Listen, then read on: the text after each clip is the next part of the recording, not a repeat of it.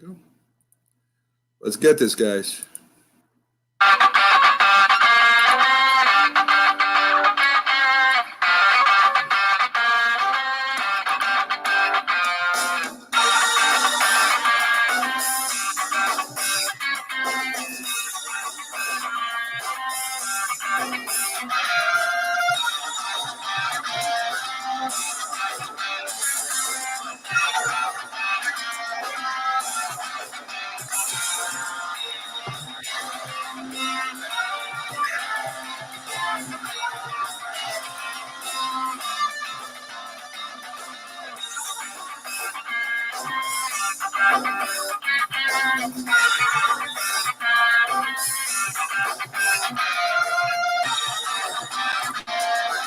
Good morning. You're listening to the Mac and Jack Sports Show on Northeast Streaming Sports.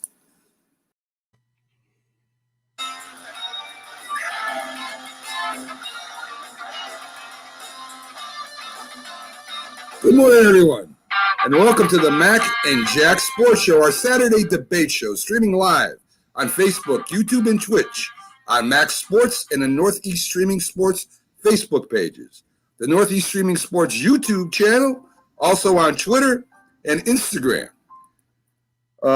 Please subscribe to the Northeast Streaming Sports YouTube channel for all the great NESSP shows. Our website is nessp.info. Check it out. Shows, infos, and guests just like we have on the show today. I'm Mac with your co-host, Jack Hirsch, legendary boxing writer and former president of the Boxing Writers Association of America, bringing you national sports with special focus on Northeast professional sports from New York, Boston, and Philly. And today, as always, Jack, we have our special co-host on, Dr. Paul Semendinger, who is a Major League Baseball expert, especially with the New York Yankees, a great author with Scattering the Ashes. Check out that book, folks, when you get a chance. It's incredible. So, guys, welcome, and all the viewers out there, welcome to our show. I hope everything went great last night for y'all, and you're ready to go on this debate. You know, the Yankees were so bad last night, and you're saying you hope everything went great, Mac? Yes. Did you hear the result of the game yesterday? It's gotten to the point where the Rays owe the Yankees. Well, listen, Jack. I've been talking about the Yankees' missteps over the last few years on this show since we started. And, you know, this is what they say, the chicken's coming home to roost. Well, you know, eventually. Mac, you picked them to win the World Series 2 weeks ago. So what do you mean you're talking about like you're an expert, like you knew this was going to happen? I said, Jack, if you recall, who had a better chance at winning the World Series first, the Yankees or the Mets, between those two teams? And I said the Yankees right now are a little bit more talented and have a little bit more chemistry than the Mets, but I might be proved wrong on that too. You got a point. Maybe the Mets do win before the Yankees. So, you know, I am, as you all know, I am a diehard Yankee fan. So there's always hopes that are crushed during the end of the year as we go on. So, Doc, how you doing this morning? Yeah, I'm doing great. I think what the problems with the Yankees that we're seeing are things that many of us predicted and hoped wouldn't come true. Yeah, I agree, Doc. I really do. So, speaking of the Yankees, every week, my producer puts out a question to the Yankee Facebook groups out there, some of the biggest in the country, 3 of the biggest. And the trivia question she put out there for this week for us to think about was, if you could, to improve the Yankees lineup, if you could trade one of these players, which one would you trade? So we gave him 3 choices. Luke Voit, first baseman, Torres, or Hicks. So of those 3 players, if you could trade them to improve the Yankees lineup, which one of those would you choose? I'm going to get your guys' thoughts on that first before I give you the answer. So what do you got, Jack? You know, the thing about it, Hicks has 5 years left on his deal after this year, $10 million per year. And Luke Voit, I'm not sure, you know, what's left on his contract, but my answer would be Luke Voit. Definitely not Gleyber Torres. I would find a way to put Gleyber Torres at second base. And if you trade Luke Voit, you could put DJ LeMayo at first base, put Gleyber Torres at second base, where he would be a lot better off, where he really belongs. And I hate to say it because Luke Voigt had such a good year last year. He's more of a liability than Aaron Hicks, only because he causes a traffic jam in the infield. They don't have the flexibility to move DJ LeMayo and Gleyber Torres because Luke Voigt, he was the home run leader last year. So how do you just put him on the bench? You can't make him a DH. Maybe I should say Giancarlo Stanton causes the log jam because he ties up the DH position. And you could always use an extra outfielder. And Aaron Hicks, I know he's been dreadful so far this year, but he'll snap out of it. He might not be that good, but he certainly won't be a liability if you play him full time. So to me, it would be Luke Voigt. So this way you can, there's that big effect with the rest of the players where Gleyber Torres can then move to second base because you can move DJ LeMayo to first base. All right. What do you think, Doc? All right, so I have two answers here. I think the fans in that poll, everybody's down on Aaron Hicks. So I'm sure my guess would be that the fans are picking him to be the guy that you trade.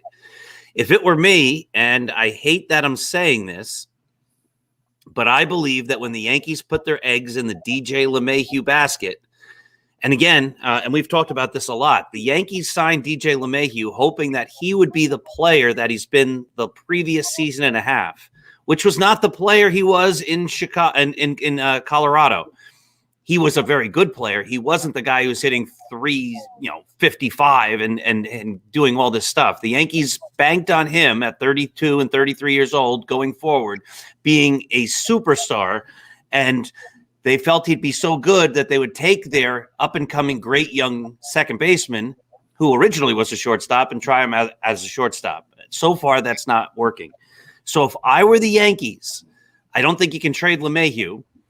I think Luke Voigt has a lot of value because he is an outstanding hitter, and I think his absence in the lineup is showing itself.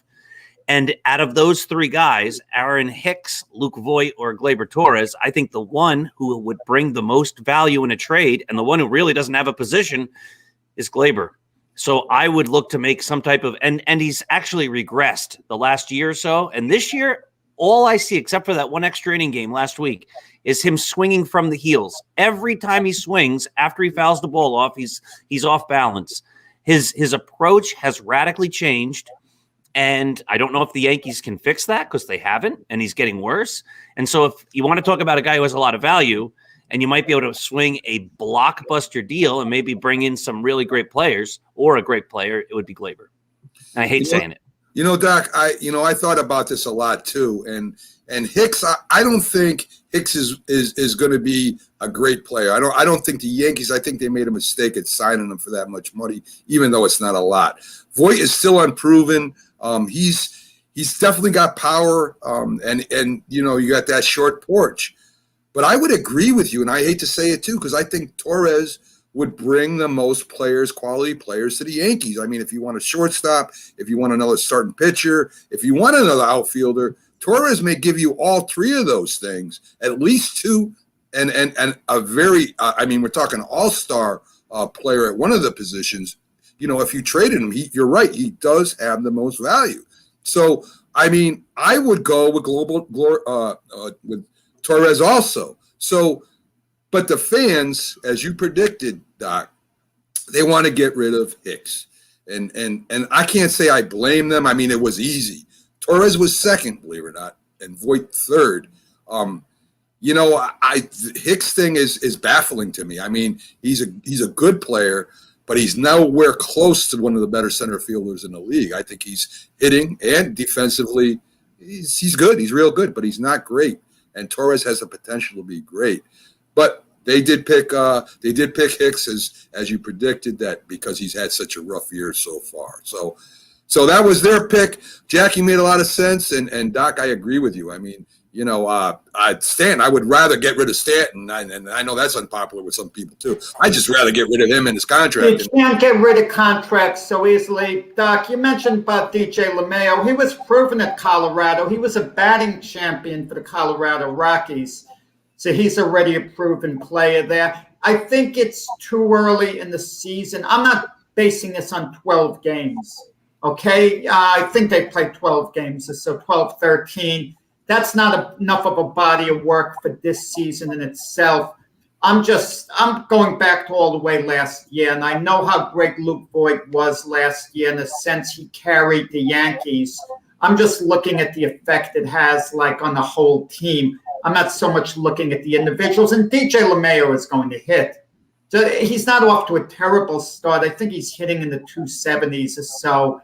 And a lot of players are just so after about 20 games, and then they start breaking out, and then they surge. When all is said and done this year, you can hold me to this.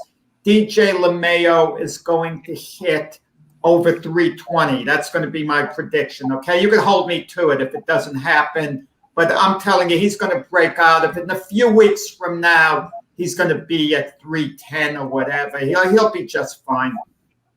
Okay, so let me just say, I know that DJ's a very good hitter, and I know that he did win a batting title.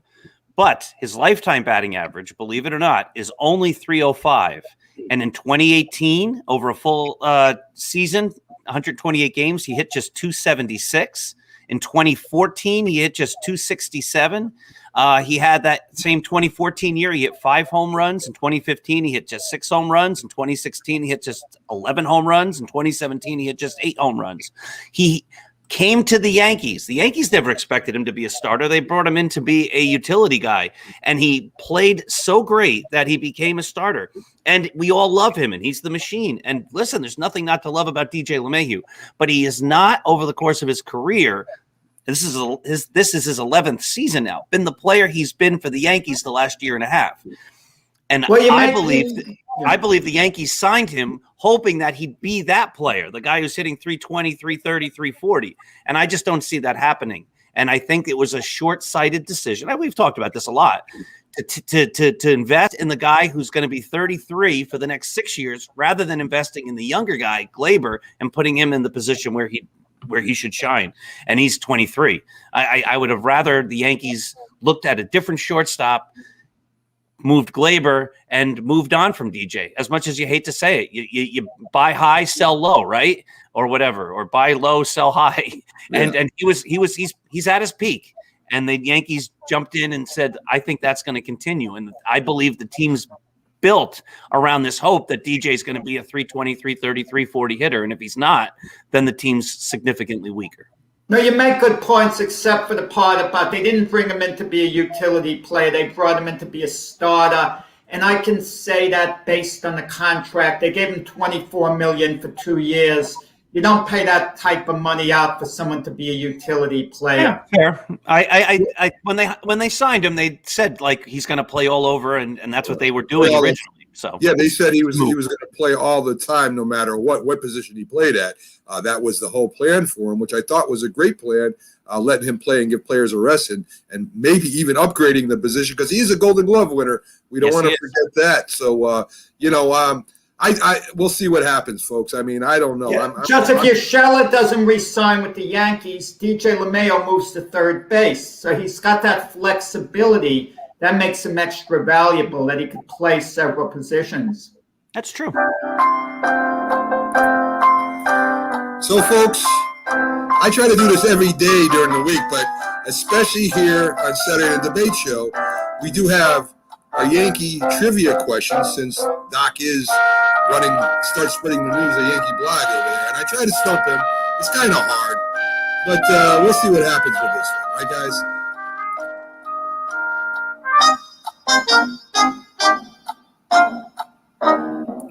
So in this week's Yankee trivia question, who was the Yankee manager when Phil Linz got in trouble for playing the harmonica? I even know that one. All right, good. We'll let you go first. That happened in the 1964 season on the bus. The Yankees had just lost, I think, a doubleheader to the White Sox, or maybe not a doubleheader. So they got swept by the White Sox, and they won in first place. It was really an ugly time getting to be late in the year. And he's on the back of the bus playing a harmonica. Yogi Berra goes to the back of the bus. Yogi was the manager. gets mad, slaps the harmonica out of Phil Linds's hands. And that was uncharacteristic of Yogi, a fun-loving guy, to get that mad. Yeah. Yes, Jack. And I figured Doc would have gotten that easy, obviously. Easily. Yeah. I think part of that story was he was playing the harmonica softly, and one of the players, I don't remember who, part of me wants it to be Mickey Mantle. I think it may have been Joe Pepitone that urged him on. Didn't it cut Joe Pepitone's leg or something? He got a cut. Yeah. And Yogi yelled from the front of the bus, "Stop playing a harmonica." And Phil Lind said, "What'd he say?" And I think it was Mickey Mantle. I could be wrong. Said, "Play it louder." And that's what infuriated Yogi. That's very true, Doc. You are 100% right with the story and everything. So folks, that's the Yankees trivia. Phil Linds, man, we forget what type of player he was. Talk about a legacy. If you asked me what type of player, guys, Phil Linds was, I'd have to think long and hard because I think of harmonica incident, when it comes to Phil Linds. Listen, it's a great story, and one I knew too, but I figured let's see if I could stump you guys with the easy trivia question, but of course I couldn't, and hopefully the folks at home, they got it right too.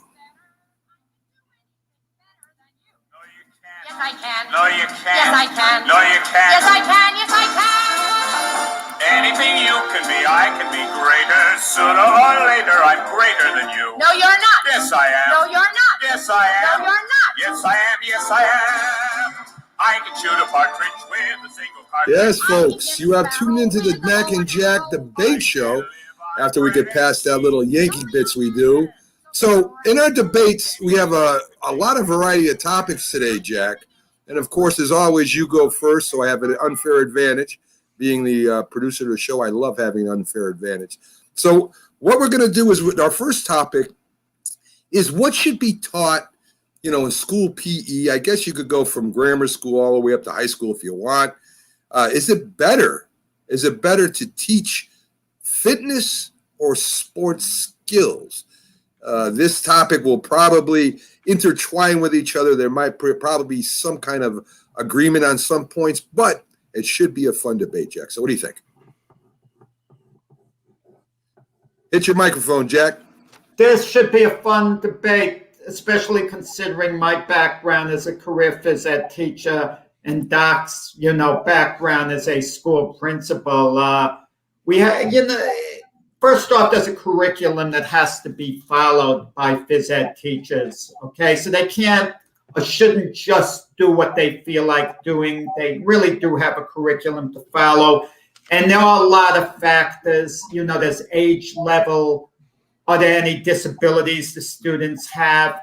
And a lot of times you're given big classes, and there's different, and there could be a certain difference, as far as skill levels, abilities, this and that. But to answer the question, fitness or skills, you want a proper balance. That's the obvious answer. And a typical phys ed class would take approximately 50 minutes, 45, 50 minutes. And I know when I taught high school phys ed, for example, let me talk about that. Let me focus on high school students.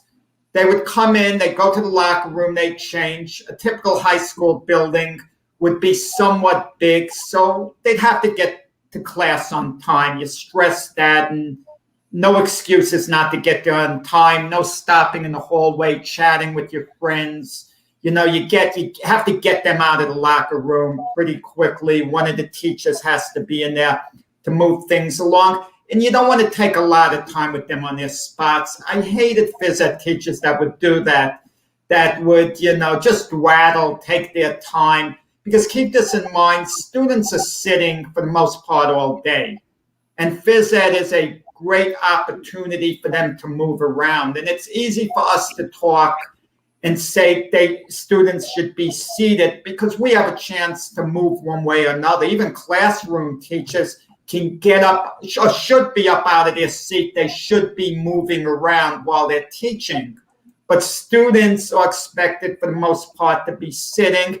And let's face it, guys, if we had to sit in a chair for 3 hours in a row, we get a little irritated. We get a little antsy. We want to kind of get up. So you take attendance as quick as you could. My thing was I'd always want to have that exercise segment going. You know, in the beginning, it would be an automatic thing. Maybe have them jog around the gym for 5 minutes, get back to their floor spots. Everyone has an assigned floor spot. And then you give them calisthenics for about 5 minutes. So that would be about 10 minutes of exercise off the bat. Everyone does their own thing in regard to that. There's no set time, but that was my thing normally, the 10 minutes of exercise. Then you explain the activity, but you don't want to take that long explaining the activity because the students are raring to go. And sometimes, and I've done this, I've made deals with students, certain activities. I know they come to class, they want to play basketball, let's say, in the worst way, and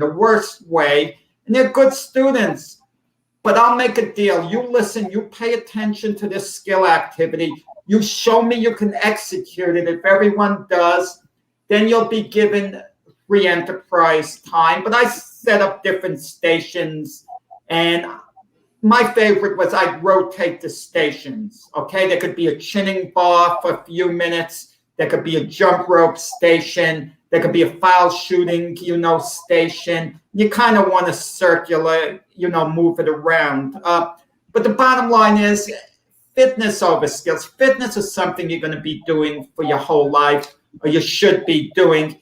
And skills, if I'm teaching the foul shot, okay, in class, how many students when they graduate are going to be working on a foul shot? Maybe they'll go to, one of those summer resorts, and when they have a couple of minutes free time, there's a basketball lying around and they'll take a couple of shots. I mean, and the thing about it is lifetime pursuit. That's what you want to prepare, I think, students for. You want to introduce them to the right way that they do a sit-up, for example. To me, that would be pretty, important. You'd want to motivate them enough where they would enjoy, exercising, working out. Because I'm going to tell you, a lot of students look for an excuse not to work out, not to exercise, not to move around. It depends on the morning you have it too. I had a class once that started the early bird special. It was about 7:45 in the morning. And of course, a lot of students wouldn't be there. Not because they were disrespectful. It was hard for them to get there on time. And they wouldn't wind up passing phys ed. They couldn't, or they would drift in late. And you would have a handful of students who would be in uniform, ready to go at that time. And I felt guilty pushing them because it was only about 20% of the class at 7:45 in the morning that was ready to go. And they're half asleep. But they were conscientious enough to force themselves there on time. Then there's the element of students who've just eaten. The phys ed class should never be scheduled right after lunch, for example. I mean, it just shouldn't be, okay? And so you'd have to kind of understand how far I'd want to push them with that. But then there was the question of attitude, guys. And Doc could talk to this a little bit, and this is an attitude that I didn't like, how phys ed was perceived by some other people. I've had cases where I complained, I'm waiting for my phys ed class to come to me, especially when I worked once like in one of the Department of Ed, group home settings, and the students once sent to me for one class. I'm waiting and waiting and waiting. 10 minutes into the class, I figured there's something going on. No one called me to tell me. And, I go upstairs, what's going on? And I find out they're being disciplined because of their behavior and not allowed to go to PE class.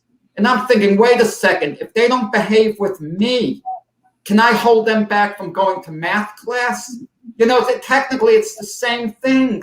And don't tell me phys ed is a class, I have to teach this and that, but you're using it as a tool, to discipline them by not allowing them to go to, what I considered an educational environment, okay? Now, but let's be honest about it, guys.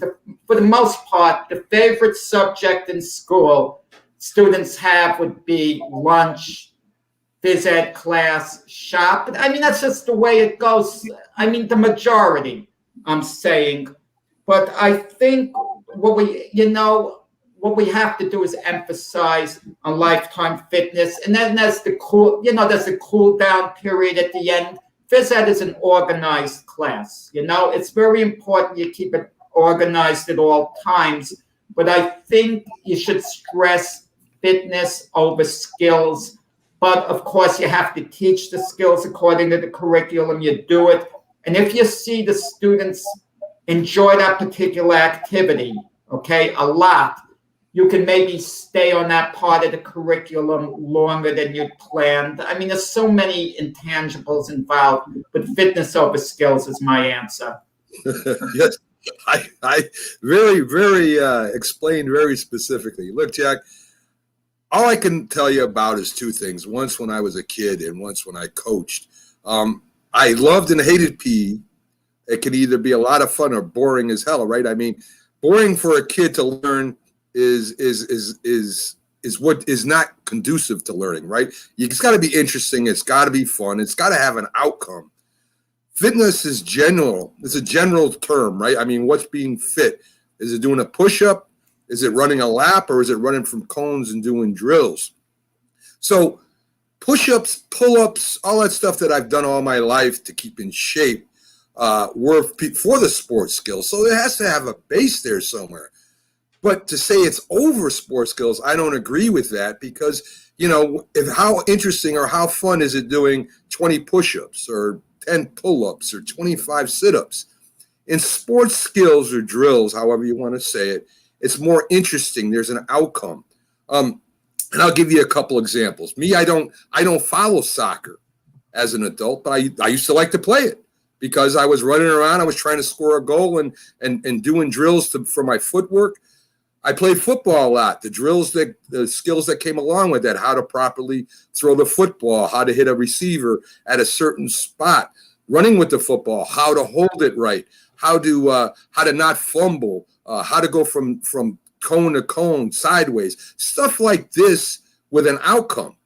Well, this is things that you can use as you get older. You say, well, you really don't use skills when you get older. There's a lot of people playing tennis, Jack, that are older. There's a lot of people playing softball right now in their fun leagues. A lot of people playing flag football in fun leagues, and these are all adults. And they even got the over 40 leagues where people still, even at our age, are playing certain sports. And this comes from learning how to swing a bat and learning how to run the bases and how to field the ball. So when I'm talking sports skills, I'm talking about basic things that you do to be successful or at least good in a sport. And since you told a story, I'm going to tell you a real interesting story. And this has to do with fitness. When I was coaching at the real low levels in the town, we had this young man who was, I don't know exactly the disease, but he didn't talk. When he ran, say 10 yards, he'd fall down. This is how, I don't want to say crippled because that's a wrong word, but how his life was. And I questioned why he was out there playing. And the parents told me he was playing because the doctor told him this was the best form of exercise he could get. He couldn't do push-ups and pull-ups and all that stuff, and he wouldn't be interested. But putting on them shoulder pads and running and being with the team and doing these different drills we had, he was very interested in it.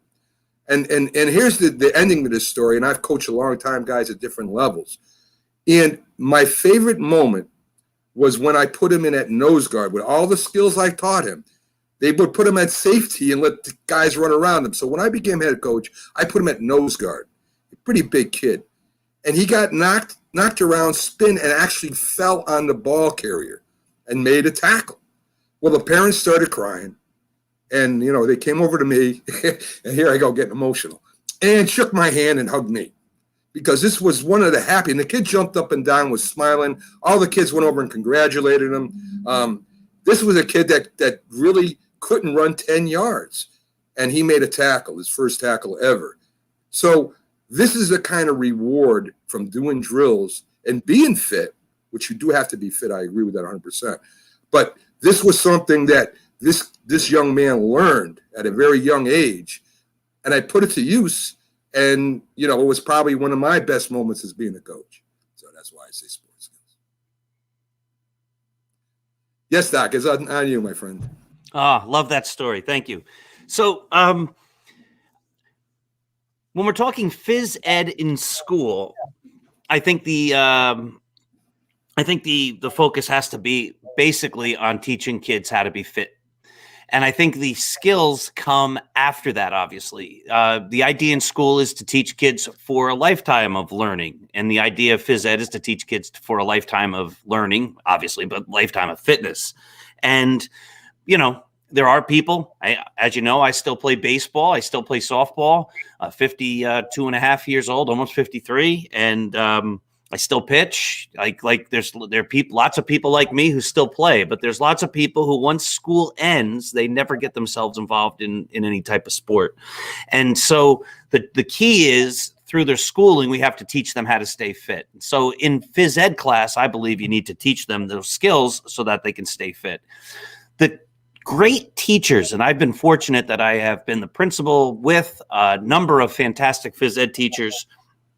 The great teachers are the ones who can stress the lifetime fitness while still doing activities and making the activities fun, so that the kids are running and they're playing and they might be practicing a dribbling skill or a shooting skill or any type of skill, but they're having fun while doing it. So, when I went to school, I obviously played hard in gym class, was what we called it, right? Now it's phys ed. But I played hard because I loved playing all the games, but there were kids who didn't have any interest and they just stood there for 45 minutes. And that can't happen either. So if you have to pick between playing the sport or teaching the fitness skills, you keep them active, because you can move more kids around too and keep them more active if you're stressing fitness and saying do these types of activities rather than just learn this type of skill for a sport. But obviously there is a place, especially when you get into rec sports, for teaching all those skills, how to throw a football, how to properly hit a baseball, and et cetera. Yeah, I go ahead, Jack. It also depends the facilities. For example, when I taught night school for one semester, it was in the spring. We were able to actually go out onto the field. So if I set up a soccer game, there'd be a lot of running going up and down the field. That was great for fitness. Now, if I had to have something in the gym, it would be like line soccer. There'd be 30 kids, 15 on each team. You call the number, they come out one at a time. And the class had a ton of fun. They couldn't wait to play that. But the problem is, in line soccer, while one is coming out at a time, you can call 2, 3 numbers. But the bottom line is, most of them are on the sidelines, watching and cheering for their teammates and not really quite getting the workout you want them to get. But the facilities mean a great deal. Some schools have great facilities, and some aren't as fortunate to have the amount of space. And there is the research that says when a person is active, there have been a number of books. I think I'm looking at my bookshelf, and it's being covered right now by a door. But I believe the book's title is called Spark, and it shows that when people are moving, it actually stimulates actions in their brain, and it helps them learn. And when kids are active learners, meaning active, and while during their learning, they actually learn better. So there is definitely a place for keeping the kids moving, even as far as helping their math and reading skills and anything else that might happen in a classroom. Well, there's an answer to that with you guys saying standing around, and this is what I use to teach sports skills. You would have different stations where people would learn different things, and there's a time limit. You blow the whistle, they move to the next station, and it continues so that they're always moving and always learning, and that's very important. I agree with both of you there. I want to thank Snowflake for joining us, and of course Carlos, who joins us every morning, one of our best fans. Snowflake Pillow, that's a heck of a handle. I love that. So, guys, our next topic is about Jack's crush, Aaron Rodgers. Jack really loves Aaron Rodgers. He talks about him constantly. I think he has a big poster of Aaron Rodgers in his house somewhere. But this is about Aaron Rodgers being the host of Jeopardy. And for this to be a topic, someone has to agree that it's okay for him to be the host of Jeopardy, and the other one has to disagree with it. And I get to go for in this topic first. Jack, I guess I'm going to say he should be the host and be playing football at the same time. And it surprises me, Jack, since you said in the past, Mr. Rogers has been disrespected because they don't give him enough weapons, though he's one of the highest paid players in the league. And, he's been in the championship the last 2 years. He has commercial endorsements. So there's a few reasons why I think he should be allowed to do both.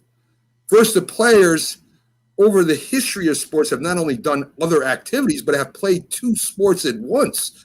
I mean, the first 2 players, of course, come to mind, Bo Jackson, Deion Sanders. They played both sports at the same time. While they had a game at baseball, they took a plane or however they did it, got to the football game and played football too. And they were both pretty good. Deion Sanders, a Hall of Famer in football. Bo Jackson, if he stayed healthy, might have been a Hall of Famer in both.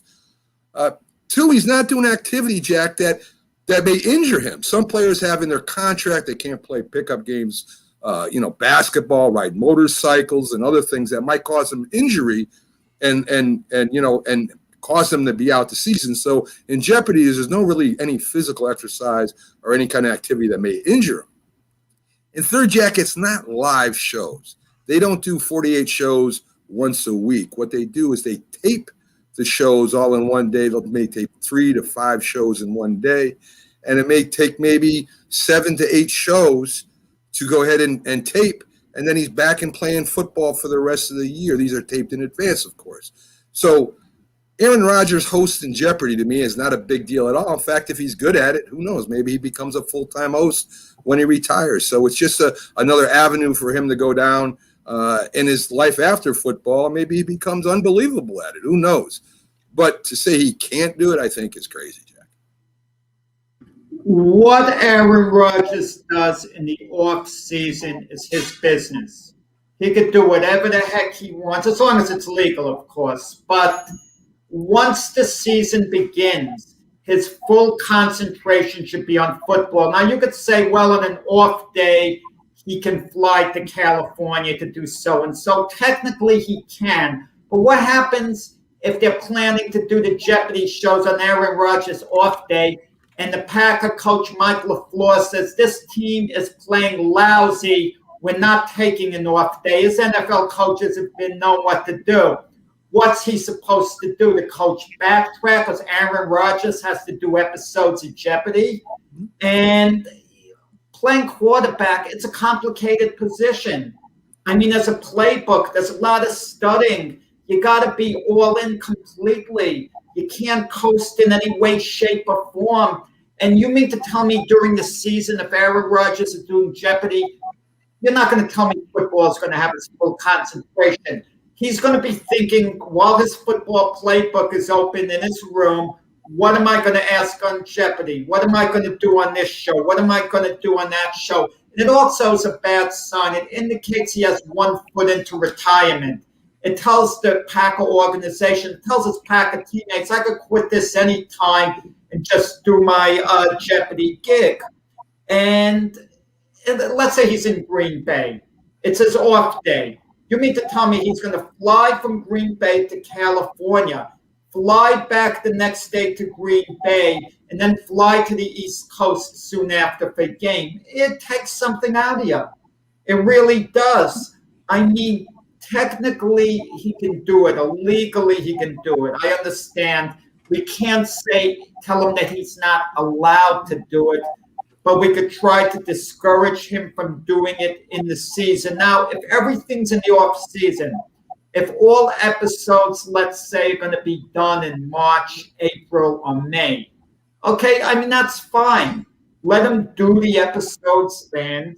But otherwise, it's going to be a distraction. The great Jim Brown, who you have a man crush on, Matt. The great Jim Brown. He was doing movies while he was playing for the Cleveland Browns, and he told the Cleveland Brown owner Art Modell, I'm going to be late to training camp because I'm doing a movie. I forgot the name. Was it The Dirty Dozen or whatever the movie? I have to like Jim Brown as an actor too, but that's another point. That's another topic. And Art Modell, the owner, says to Jim Brown, oh, if you're going to come late, we're going to fine you for every day you're late. Jim Brown resolved the situation by saying, You don't have to find me. I'm retiring. Case closed. I'm acting full time because there was a conflict on doing both. You mentioned Bo Jackson, who did both. Bo Jackson got injured doing both, okay? But it's different sports, a two-sport athlete. And I'm going to tell you why it's different. Because you're keeping fit. You're keeping very fit if you're working out in another sport, okay? Let's say he's playing baseball on off days when he wouldn't be playing football. He's working out. It could benefit him. He's running quick. I mean, it's not the same sport, but there is a benefit to playing two sports. Or I should say there's a big benefit to being constantly active instead of taking off, when you're not in season or you have off days. I mean, listen, Aaron Rodgers could do what he wants as far as Jeopardy goes. But I think it would be a distraction, even though he feels that he can handle it. I just don't feel comfortable with him doing both at the same time while the football season's going on. Doc, before you go, let me counter him real quick. First of all, Jack, you just said Bo Jackson got injured playing both, but that would keep him more fit. So that contradicts the statement you just said. Secondly, Aaron Rodgers probably knows more about the playbook than the coach does. The guy's been doing it for I don't know how many years at the highest level. He does not have to go out and drills and throw the ball to the receivers unless he wants to. It would take him one day to get his timing down with anybody. As you said, he has no weapons. So for some reason, Aaron Rodgers has been doing it without weapons. And I think that's because Aaron Rodgers is one of the greatest quarterbacks of all time. And again, Jack, this is not an activity that injures him. I imagine Aaron Rodgers could afford his own private plane and fly back and forth to wherever he wants. Maybe he has a helicopter, too, where he can land it anywhere he wants. Aaron Rodgers is arguably one of the top 5 quarterbacks of all time. He does not have to practice like a young upcoming quarterback. He's not distracted. I mean, the man probably helps in writing the game plan. In fact, they say he runs the offense. I don't know if that's true or not. But again, to say that, he can't host a Jeopardy show, I think is a little. I just want to say one thing, and Doc before Doc gives his point of view, Doc could comment on what I have to say. Let's say Aaron Rodgers is scheduled to shoot the Jeopardy shows on a Monday, the off day. Let's say the Packers get beat 43-0 Sunday the day before, and the coach Mike LaFleur goes, "This is ridiculous." Rather than take off Monday, the off day, to come back Tuesday, he says, "We're getting right back to work tomorrow." Aaron Rodgers will say, "No, I have my Jeopardy shows." And can you imagine the whole team is there except Aaron Rodgers because he has to do his Jeopardy shows? It's not a good fit. Okay. What do you think, Doc? All right. I was just watching the NFL Films biography on Joe Namath, which is phenomenal. They do a great job, by the way, on the NFL Network with those biographies they do. And one of the things when Joe was playing for the Jets, for one season, he ran a talk show in New York. And I'm only going to base my answer on what Joe Namath said in that interview and in that documentary, is he said it became very, very hard. It was his off day, and it was in New York, and he had a lot of fun with it, but he never had a break. And, I think there's a sense that sometimes people do need a break. And you want your quarterback, whether it's Aaron Rodgers, who's great, or your rookie quarterback, whoever it is, you want him to be an important member of the team. And if he's not there, and that's not his number one commitment during the season, then that could be problematic. So if it takes the focus away from the team, then he shouldn't be doing it. But I believe Carlos was making the points in the comments on the TV there on the screen, is that Jeopardy's actually filmed during the off season for football. So if it doesn't distract from his obligations to the team during the season, then do it. But if it takes away from his obligations to the team during the season, then I would say no. There you go. Doc's with you, Jack. I still think it's no. Listen, also Frank Gifford in the old days in football, he used to do the sport. He was a sports anchor person for the CBS News, and he'd come on at about 6:20, and he'd do that after practice. But that was a kind of gentler NFL. But now it gets to be really a Namath show. I remember that too. But that he didn't have to really travel because that would be in Manhattan, and Namath had his penthouse in Manhattan. But you make a great point that I didn't even think to mention. Everyone needs a day once in a while where they unwind. No obligation, no nothing. Just watch a movie, just hang around, read a magazine, just chill out completely.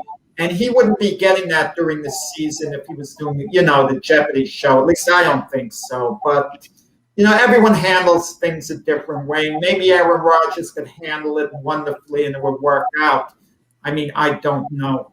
I would be worried if he was a younger quarterback that was unproven on a team that they're building. Then I would worry about something like that. But if you're talking about, whether Aaron Rodgers has to be there to learn anything or go over things and why they lost, I would imagine Aaron Rodgers knows exactly why. Whoa. You mentioned something I didn't even think of. A popular TV show, I don't watch it, but it's popular, The Bachelor, okay? Jesse Palmer, good-looking, giant backup quarterback. He was behind Eli Manning's second or third string. He did the episodes of The Bachelor in season, and Tom Coughlin not only allowed it, he watched the show. I guess he and his wife were fans of the show, so they didn't mind one of the players on it. But that wasn't Eli Manning, the start. I think Jesse Palmer was like third string quarterback, and I'm sure he had to start. Tom Coughlin would say, no, you're not doing The Bachelor this week. Can you imagine Bill Parcells as someone, tolerating that? I think Parcells would be no problem with that. And, Snowflake Pillow makes an excellent point. There are professionals that just take 2 weeks off because they want to take 2 weeks off. And guess what? If they're good enough, they come back and they play because they do make special concessions for stars on teams that are a little bit better than the other ones. And that's a heck of a point. Thanks for throwing that in there. So, guys, we got Doc's going to lead us on this debate. And this, of course, is about Hall of Fame and who should be in and who should be banned. And we've talked about this a lot because it's really a subject on a lot of people's minds. Why are certain people banned and certain aren't, and what causes somebody to be banned for life that's so much worse than other people have done. In a lot of cases, some of the reasons are almost the same. So there's a guy named Shoeless Johnson that got banned from the Hall of Fame, and he's not been allowed back in, Doc. And we want to know what's your thoughts about this. All right, so Shoeless Joe Jackson was a member of the 1919 Chicago White Sox, and that's the team that threw the World Series. And it wasn't just him that was banned from the game. It was him and the teammates who were found guilty of throwing the World Series. And the most important thing that any sport has always is its integrity. And if a sport does not have its integrity and people think that the sport is rigged or fixed, then people lose their faith and their interest in the sport. Unless you just want to watch something that's rigged. And, like people used to say, like the WWF, I never watched wrestling, but that it was just more of a show rather than a sport. But if you don't have any confidence that the game you're watching is legit, you're not going to watch the game and you're not going to invest in it. And the decision was made after the World Series of 1919. They brought in a baseball commissioner who investigated it thoroughly and made the decision to ban those players, including Shoeless Joe Jackson, who was one of baseball's great players at the time, and who was so great, supposedly, that Babe Ruth copied his swing, and said that they will be permanently kicked out of the game. Now, he didn't say at the time that they'd be kicked out of the Hall of Fame, just for some historical relevancy here. This is in the early 1920s. The Baseball Hall of Fame doesn't open until the 1930s. I don't think it opens. I don't think the first election's till like 36 or 37, and the building itself, I believe, opens in 1939. So there wasn't even a Baseball Hall of Fame at the time. But the idea was that Joe Jackson was permanently ineligible to play, and he was kicked out of the sport along with the other guys. And when they had the Hall of Fame, they obviously he wasn't eligible to go into the Hall of Fame, even though the Hall of Fame also is a separate institution than Major League Baseball. They're not one and the same. And I've read a lot about Joe Jackson, and I've talked to a lot of people about Joe Jackson and his career and how great he was. And the bottom line is, a lot of people like the myth of Joe Jackson. In fact, it's part of Field of Dreams, and people like to talk about, he was shoeless Joe Jackson, and he had his great bat, Black Betsy, and there were so many great things about him, and he was such a great hitter. And supposedly the story is that the little boy says to him as he's coming out of the courthouse during the arguments, "Say it ain't so, Joe. Say it ain't so." And but sadly, the research and basically the historical points are that Joe Jackson was involved in throwing that. In fact, I have an interview coming up on Start Spreading the News in a couple of weeks with author Don Zimda, who is a Chicago baseball historian. And he makes the point that even though Jackson at 375 for the World Series, he didn't drive in a run until Game 6. In his grand jury testimony, was pretty damaging about his role in the scandal. He told the judge that he made misplays that could not be noticed by an ordinary person, and that he didn't play his best. And he admitted that he expected to be paid $20,000 for his role in throwing the series, and he complained to a teammate when that money didn't show up. What people also don't realize is that the Chicago White Sox continued throwing games during that 1920 season, and he was also involved in that, because it just continued. So he was involved in rigging baseball games and hurting the integrity of the sport. And for that, he faces a lifetime ban, which I believe should still be held. You going, Mac, or am I going? Go ahead, Jeff. It's called reasonable doubt. Reasonable doubt.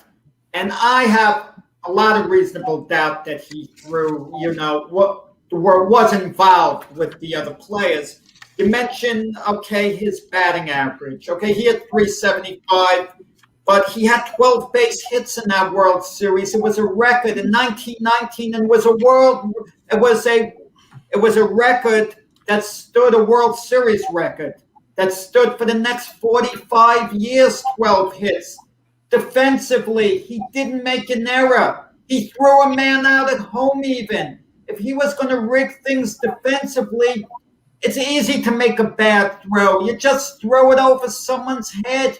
You throw it in the dirt. You throw it a little offline. You drop one or two balls during the series, at least one ball. You get a late start on something and let it hit your glove for an error. Okay, listen, you're telling me the times he played bad, but guess what, guys? When teams lose, they're playing bad. Look at these Yankees right now. Balls are falling in. They're not hitting. They're not throwing the games, but let's say someone accused them of throwing the games. Let's say some crazy theory came out with the 2021 Yankees. You just have to look at the last few games and say, wow, since when has Gleyber forgot how to play shortstop? He came up as one. So, of course, those things happen. Now, shoeless Joe Jackson was supposed to have been illiterate. He could hardly read or write.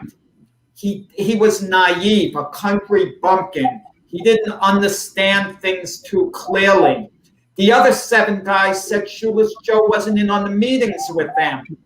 If he was throwing things, he'd be in on the meetings with them. Reportedly, he tried to tell Charles Comiskey, the White Sox owner, he felt uncomfortable, something was going on. And Charles Comiskey was a real SOB by all reports, okay? Maybe he wasn't in real life, just the reports coming in. And Charles Comiskey didn't want to meet with them, okay? And Mountain Landis said, the commissioner, anyone sitting in on a meeting, and shoeless Joe Jackson reports I didn't sit on the meeting or knew about it and didn't report it in, is banned for life. It's hard to report certain things in.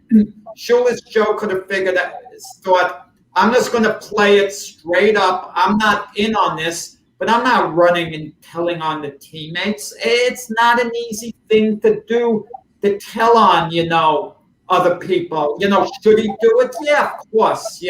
Ideally, yes. But it's not an easy thing to do. Listen, it's a mystery with Shoeless Joe Jackson, whether he was in on it or not. Doc feels the evidence strongly points to that. I feel the evidence is hazy.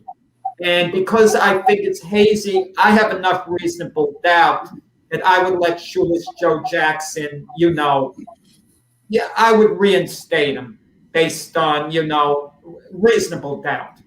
All right, so I'll just say I'll go back to what I just read. He told the judge in chambers that he made misplays that could not be noticed by an ordinary person, and that he didn't play his best. And he also admitted to the grand jury that he expected to be paid $20,000 for his role in throwing the series. To me, he's indicating his guilt. If you're a baseball player and you're going to throw a game, you're probably not going to drop the easy fly ball. You're probably going to do the things to make it look like you're trying because you can't make it obvious. So, yeah, you'll get a bunch of hits. You get your hits when they don't count or whatever. And it seems as though that's what Joe Jackson did. Maybe he was an unwilling participant, but he was a participant. I mean, that's the way I understand the story. I don't see but there's a report. What was reported, it was said, wasn't in the grand jury testimony. That Shoeless Joe Jackson didn't actually say all those things that were reported that he said. And things get caught. Wasn't there something about a fire? I haven't thought about that part, but wasn't there something about the papers got lost or something like that as well? I'd have to go back and look the research. Just like with the so-called little kid who said, "Say it ain't so, Joe. Say it ain't so." That never happened. That's what I'm saying. That's part of baseball history now. Say it ain't so. Because they want to make Joe Jackson a more sympathetic figure because they didn't like the fact that he was such a great player and he was kicked out of the game because he cheated. Well, he set a World Series record with 12 hits that stood for 45 years. I mean, did he get 5 hits a game in the last 2 games? I mean, I'd have to see how the hits was spread out as well. He got 6 RBIs and 32 at-bats. If you prorate that, guys, that comes out to 100 RBI season. Okay, the 6 RBIs and 32 at-bats is actually good. Okay, and he hit 375. He did late hits, but the 6 RBIs, what were those hit? I mean, there's enough reasonable doubt with me based on his performance. Look, if he was going to throw it, hit under 200, okay? Perform like, this is a cheap shot, but perform the way Aaron Hicks is performing right now, okay? Do that, and then, you have an argument. Well, guys, I see both.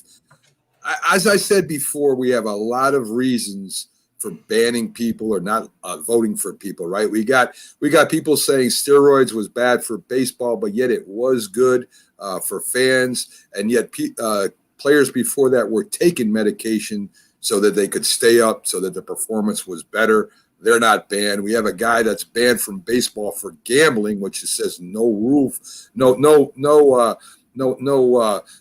exception to the rule, and people still feel Pete Rose, what he did on the field, should be represented in the Hall of Fame. And of course, with the steroids, we had some great players that we know. I shouldn't say we know for sure. Some we do. Most we don't. We have our perception that they did because they got stronger and bigger and hit more home runs. So, I really don't know what the answer is. I think that they should just put them all in and let the fans decide. Put the circumstances around what happened. Let the fans know. Let the fans decide whether they are somebody that they should admire or not. And to me, I mean, there's no real answer because everything we're saying here kind of contradicts some people going in and some people being kept out. And whether you're taking speed or you're taking some other kind of medication, it may not be PED. It may be some other kind of hormones that they're taking that they haven't even detected yet. We won't know that. But does that make them any less a ball player? Yeah, it helps them. But people are being helped all the time, guys. We drink coffee to wake up. I mean, I don't know.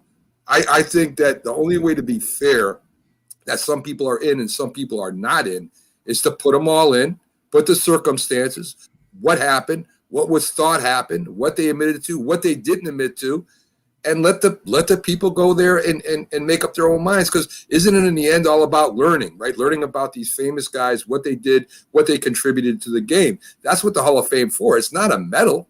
It's something for the fans to go look at. It's not actually even for the player. It's for the fans. It's something we can go and study history. And whether they did cheat or not, or they did break rules or not, it's still part of history of baseball. And that's why I think the heck would have put them all in, let the fans make the decision. I like that. Yeah, remember the movie 8 Men Out? The character that played Shoeless Joe Jackson told the manager he didn't want to play opening game. Like maybe he knew what was going on, didn't want to be involved with the fix, and the manager said, "You're going to play Jackson," like to put him in. And we don't know. You listen, it's vague. We don't know the answer. But when someone is illiterate and they're not sophisticated and they're maybe very shy, and Jackson reportedly was very shy, it's hard for them to speak up. We want them to speak up against injustices, but they kind of freeze because they're intimidated. He may have been a great player on the field, but very intimidated as a personality. Let me just ask you guys one thing. Is this hypocritical or not to detour to Pete Rose? Major League Baseball allowed him to be inducted into the Cincinnati Reds Hall of Fame and have the whole big ceremony at Cincinnati Stadium, yet they don't allow him in Cooperstown. Something is inconsistent about that, in my opinion. Let me piggyback that. Not only did they do that in Cincinnati, but now it's legal to bet on baseball. If baseball is going to try to keep the people that could affect the game, why are they letting people? Why are they partnering up with gambling right now? That's another thing to think about. So, guys, let's take our first break. We'll be right back in a few minutes, folks. Thank you for staying with us. And we'll be right back with some more debate topics and an interesting bit we do at the end of the show. Hopefully we got time, but I'm kind of teasing you right now. And hopefully you'll stick with us just for these few minutes, folks. We'll be right back, I promise.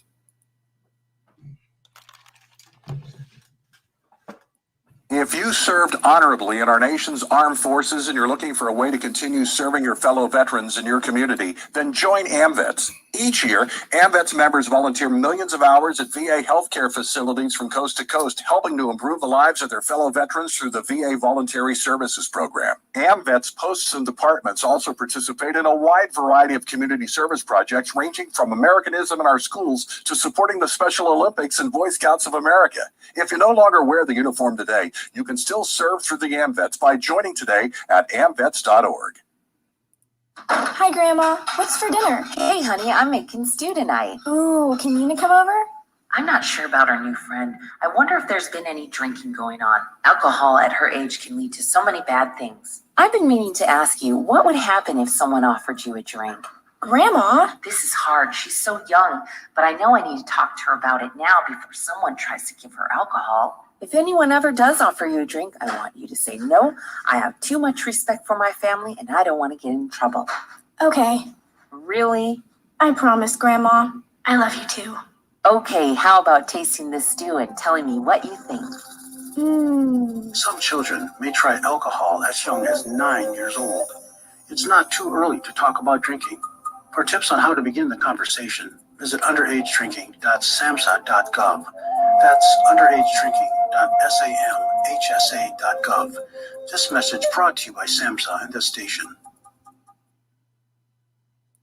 When you hear the word asthma, you probably think of shortness of breath, coughing, or inhalers. Lots of things can trigger asthma, but the fact is that asthma doesn't just attack, it can kill. But with proper medical management, asthma is controllable. If you experience shortness of breath, wheezing, tightness in your chest, or persistent nighttime coughing, you may have asthma. See your doctor and get the facts. You'll breathe easier. For more information, call 211-INFO-LINE. A message from the Connecticut Department of Public Health, keeping Connecticut healthy. If you talk and they will hear you every single time. Oh, we're getting killed. Yeah, well, Kyle's not here. How come? Kicked off the team. Didn't Tim tell you? Kyle and some other kids got caught drinking beer in the park a couple of nights ago. Really? Yeah. Zero tolerance. He's out for the season. Come on, it's the first offense, right? That we know of. But why should that matter? He knew not to drink. I made it clear to Matt, that's what we expect from him. What have you said to Tim? Nothing really. You know, a lot of kids try it at this age, so. Yeah, well, a lot of kids don't try it too. I'm not saying that Matt's gonna be this perfect kid, but if I don't tell him what we expect and why he shouldn't drink, how's he gonna know? You think kids that age really listen? They never admit it, Bill, but they hear more than you think. Talk. They hear you. For more information about talking with kids about underage drinking, visit underagedrinking.samhsa.gov.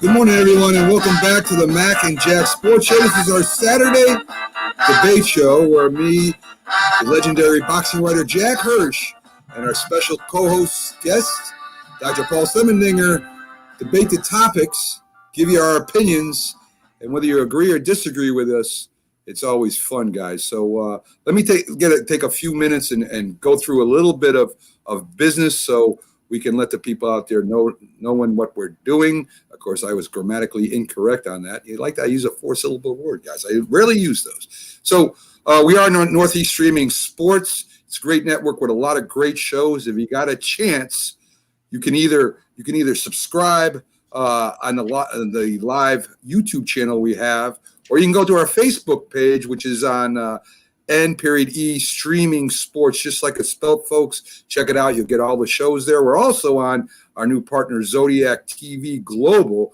They got a great network over there. It's for a new generation. They're having a big opening where they go totally global on April 30th. Check them out. They're a great new and upcoming global network. We're also, if you can't make it to a screen and you do like to follow any of the Northeast Streaming Sports, us included, you can go to Spotify, Pandora, iHeartRadio, or iTunes. All the audio is there, there for you to listen to at work or in the car or wherever you listen to it. And we are joined every Saturday, as I said, by the great Dr. Paul Semendinger and all his information and all his knowledge on Major League Baseball. So we're always glad to have him. Jack, our next topic is an interesting one to me. The worst decision made by a manager / coach in the history of any sport. And you get to go first, my friend. And you have to kind of unmute your mic so we can hear that. I'm sure we could find a lot of them, and I thought of some of them, but one has always baffled me. And we go back to 1951, the shot heard round the world with Ralph Branca, pitching to Bobby Thompson. And what on earth was that game doing at the Polo Grounds anyway? And for those not aware, the Dodgers and Giants in 1951 finished in the tie for the pennant. The Giants came from way, way back. The Giants finished their last 44 games of the season, going 37-7. What a phenomenal stretch run. And the Dodgers actually had to come from behind and beat the Phillies on the last game of the season to force the playoff. So now they have a coin toss, best 2 out of 3. Dodgers win the coin toss. Dodgers have a choice. Listen to this. They can play the Dodgers game 1 at Ebbets Field, but then they'd have to play the last 2 at the Polo Grounds. Or they could play game 1 at the Polo Grounds and the last 2 at Ebbets Field. The Dodger manager, Charlie Dressen, is in charge of making the decision. To show you the way the game has changed, if that happened today, Aaron Boone, Louis Rojas, they wouldn't be in charge of making the decision. I mean, no way. But the manager had more clout. So Charlie Dressen thinks back to 1946 when the Dodgers had a similar scenario with St. Louis, and it didn't work out. They lost 2 in a row. He wants to get the early win. He wants to win game one, not give the Giants an edge. Figuring we're going to win game one, go up 1-0, and then we just have to win one of the next two at the Polo Grounds. Ludicrous, stupid, a dumb decision. Because even if you lose game one at the Polo Grounds, you got the next two at Ebbets Field. Think of what that does for your confidence. So Charlie Dressen decides he wins the coin flip. He's only getting game one at Ebbets Field, and they lose that game 3-1. They win the second game 10-0, but the bottom line, they're still at the Polo Grounds for games 2 and 3. So after they win game 2 at the Polo Grounds, they're there for game 3 at the Polo Grounds. Guys, think for 1 second. Had it been different, had Charlie Dressen, who had a chance to think that decision out, made the logical move that any of us would have made. I mean, I think it's safe to say, Mac, you and Doc would agree with me without question. If you have a choice, game 1 at the visitor's place, but then games 2 or 3 at your place, worst case scenario, you lose game 1. But now you know you got game 2 at your place, and if you win that, you got game 3 at your place. That's the way you're going. That's the way we'd all go. Okay? So just think, had game 3, the deciding game, been at Ebbets Field, Bobby Thompson wouldn't have had a walk-off homer. I mean, impossible, because they would have been the visitors. At the very least, the Dodgers would have hit afterwards. And who knows how the game would have came out with the Dodger faithful there, because even though the Dodgers lost game 1 of the series, therefore it was a final game, it would have been, it could have made the difference between them winning and losing. The most illogical decision I ever saw a coach manager make, because he had a chance to fully think it out. Made no sense to me. And Ralph Branco, who gave up the homer, I don't know whether I could repeat the word on the air, what he said about that decision. Even though he didn't want to take the onus off himself for giving up the homer, he had to make a comment on Charlie Dressen's decision, and the word he used was worse than ridiculous. Well, Jack, that's a good one, but I think I top you with this one. I mean, you can go back 7 years, and as you said, there's a lot of mistakes made, more modern than that, pulling a pitcher when they shouldn't pull a pitcher, timeouts at NBA games. But being a former offensive coordinator, head coach in football, that sometimes you outthink the room, right? You outthink your team. You try to fool the opponent instead of doing what you've been doing, and you come to a crucial time in the game. Vince Lombardi won because he executed his game plan better than you could execute your defense. You knew what was coming. You knew where he was going to go, but you couldn't stop him. Well, let me bring you back to the Seattle Seahawks versus New England Patriots Super Bowl. The Seahawks had one of the best running games that year in the league. The combination of Marshawn Lynch running and Russell Wilson throwing off that play action led them to the Super Bowl. In fact, I think it was their second one. They called on Lynch beast mode because he was almost impossible to stop. The power, the quickness was like Walter Payton in his prime that year. Pats, they have the lead, and the Seahawks are driving down the field for that last drive of the game. I mean, this is it. On a run by beast mode, who was running the ball well, and Russell Wilson was throwing great off the play action, he got him down to almost the goal line. The Seahawks were there. The win was theirs. I mean, you should have seen the Patriots sidelines. They were all praying for a miracle, looking up at the Jumbotron. Tom Brady had his head in his hands. He knew it was over. The Seahawk fans, they were ready to celebrate. Imagine the people watching at home that like the Seattle Seahawks or follow them already were drinking and partying and laughing and joking. They had the great dynasty, the Patriots, right where they wanted them. So they line up for the play that will win the game. And they still had time on the clock. They could have called timeouts. Russell Wilson, one of the best running quarterbacks in the league, hands the ball off. No, he doesn't. He fakes the ball. He throws the ball to a receiver coming across the end zone, and it's intercepted by the Patriots The whole stadium is in shock. The Seattle Seahawks team is in shock. All the fans can't believe it. The Patriots sidelines are in shock. They don't believe it. A great play by the Patriots defensive back. And they were prepared, Jack. They saw this play early in the season. They watched the tape. They saw the formation. They knew what they were going to do in this formation. But the head coach decides to do it everything. Tries to do it anyway. He outthinks everything instead of just doing what got him down to the goal line, what got him there all year. They had time for almost 3 plays, Jack, to smash it in. So,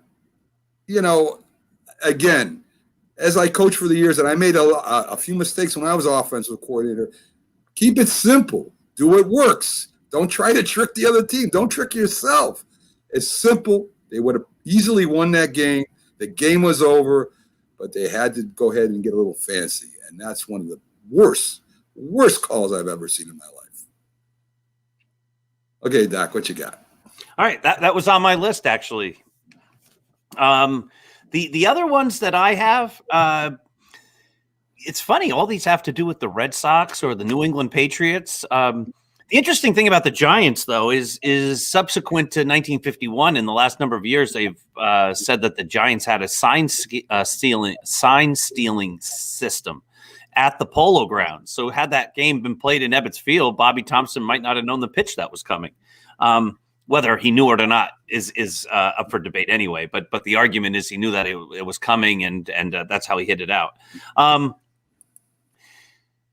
In the 1986 World Series, the Red Sox were just about ready to win game number 6, and manager John McNamara kept Bill Buckner on first base, even though for most of the year he had replaced him with, I think it was Dave Stapleton as a defensive replacement. But he felt, we've got the game in the bag. Let's let old Billy Buck be on the field for the great moment. And then, of course, the ball famously goes through his legs because he, wasn't a great fielder, and I believe he was somewhat injured at the time as well. And then the Mets go on and win the World Series the next day. So that's also one of the big blunders. But when I was making my list, the one that I came up with was the Marshawn Lynch too. You go with what got you there. I think back, we've talked a lot. My favorite football player of all time was John Riggins, and when the Redskins won that whole series and that whole playoff series and all the way to the Super Bowl, their plan was primarily give the ball to Riggins. They'd throw a few times to Charlie Brown and Alvin Garrett and Art Monk, whoever. But it was really just give the ball to Riggins. And if the Redskins, in the big moment in the Super Bowl against the Dolphins on that 4th and 1, had they thrown or done something silly, they might not have won that Super Bowl. You go with what got you there. And at that point, what got them there was Riggins, and then he breaks the tackle and runs it for a touchdown. But that's the right thing to do. You go with the guy who did it. And Marshawn Lynch was the Riggins of those Seattle Seahawks teams. So why you wouldn't have given him the ball and you had the victory in hand, Pete Carroll, the head coach, outthought himself and lost. Let me tell you something. Listening to you guys, you convinced me. I'm putting mine behind, and I'm slotting mine in second place, especially the part of the evidence. I didn't remember what down it was, but was it first or second down when Russell Wilson threw the ball? If it was third down, I can understand it a little more. Had they handed off at least one time to Marshall Lynch, and if the Patriots stuffed him one time, I would still hand off to him a second time, because he's beast mode. He's a powerhouse. But if they stuffed him one time, I can understand the pass, at least the reason behind it. But Pete, that was such a damaging loss because the Seahawks had won the Super Bowl the year before, and that would have been back-to-back. That would have stamped them as a special team in Super Bowl history whenever you win back-to-back Super Bowls. And I can't, you guys convinced me. Charlie Dressen's move was, very unwise, okay? I still don't, I can't understand how any manager could make that decision. But come on, you're right on the goal line like that, and you have a powerhouse back like Marshall Lynch that's virtually unstoppable, and you don't hand off to him. I think it was a question. Pete Carroll trying to be too cute. Some people speculated that Russell Wilson was Pete Carroll's favorite. He wasn't overly fond of Marshall Lynch, so he wanted Russell Wilson to be the MVP, to throw the final touchdown pass for the game winner. He didn't want Marshall Lynch to get the credit. There was some speculation about that, but it's hard to admit at that time of the game with the championship, the Super Bowl on the line, a coach could be actually thinking like that. But you guys convinced me, yeah, nothing could top the Marshall Lynch thing. I mean, there was other options which really blew my mind as a professional coach. Russell Wilson could run with the ball. I mean, if they wanted to do a different play that was working all the time, which they shouldn't have in the beginning, I mean, they could have done a rollout with Russell Wilson and flooded the zone back of the end zone. There was so many options he had, but I'm telling you, and I know this as truth, guys, when I was the head coach of a town, we had this one coach who would draw up these crazy plays, and he was actually having 10-year-olds run a double wing option. And they would, and I counseled them at first. I said, that's not a good idea, man. Teach them the basics, blocking, tackling, running with the football, get an identity. Oh, no, this will work. The first 2 games, I think they fumbled the ball maybe 10 times. They had like 20 penalties. And then it was no longer counsel, guys. I went to him. I said, change the offense by next week or you won't be working, helping out anymore as the head coach. Because all he did was lose the game instead of giving the kids a chance to win the game. So I know I was there. I come up and I say, well, we should run a double reverse. And then I come back to my senses and say, let's run the reverse before we try the double reverse. You know what I mean? You build, you don't just throw things at people. And it's crazy how these offensive coordinators think.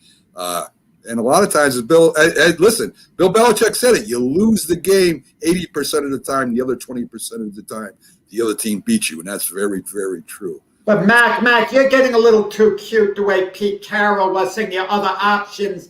My point is me giving in on the debate. There should be no other options. Marshall Lynch, you just hand the darn ball off to him. He's virtually unstoppable. It's like you know what's coming, but you still can't stop it. If they stuffed Marshall Lynch one time on the next play. Two times. I'd run it twice, Shaq. They run a second down. Right, I would do it too. And let's say he doesn't take it in. Now you're justified, in running another play. No. Now you're justified, but you guys are right. It's not worse than that. Charlie Dressen's one was dumb. It made no sense. Doc made a great point too.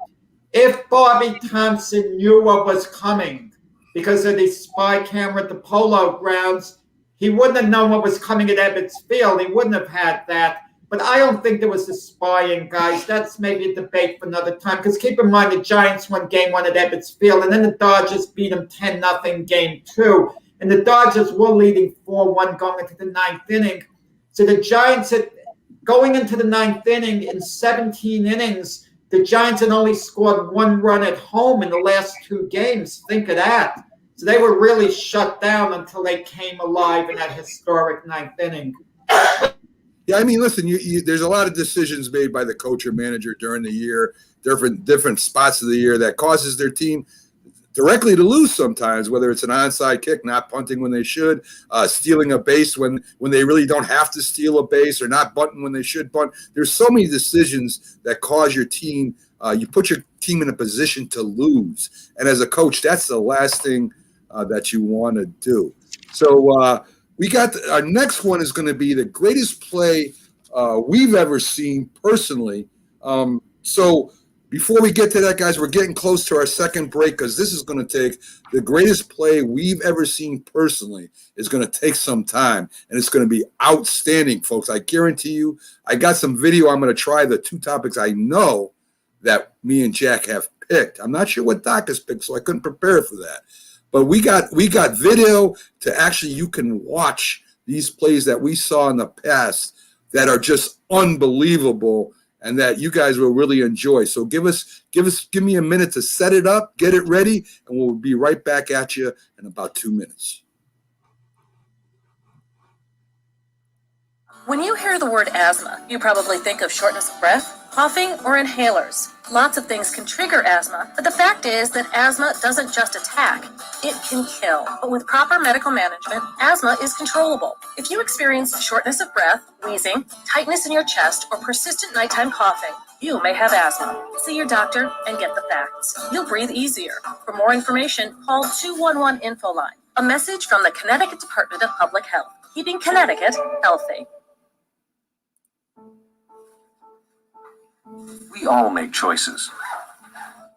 When it comes to alcohol, kids make choices whether to drink or not. Bye-bye. Remember, I'm going to Alex's party tonight and sleeping over.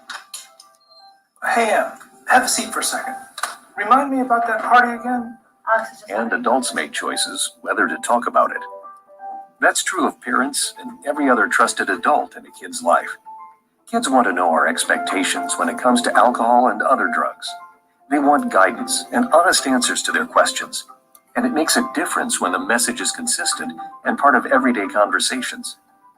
So talk with your kids and help lead them on a positive path. Because when you talk, they hear you. For more information about talking with your kids about underage use of alcohol and other drugs, visit underagedrinking.samhsa.gov. If you served honorably in our nation's armed forces and you're looking for a way to continue serving your fellow veterans in your community, then join AMVETS. Each year, AMVETS members volunteer millions of hours at VA healthcare facilities from coast to coast, helping to improve the lives of their fellow veterans through the VA Voluntary Services Program. AMVETS posts and departments also participate in a wide variety of community service projects, ranging from Americanism in our schools to supporting the Special Olympics and Boy Scouts of America. If you no longer wear the uniform today, you can still serve through the AMVETS by joining today at amvets.org.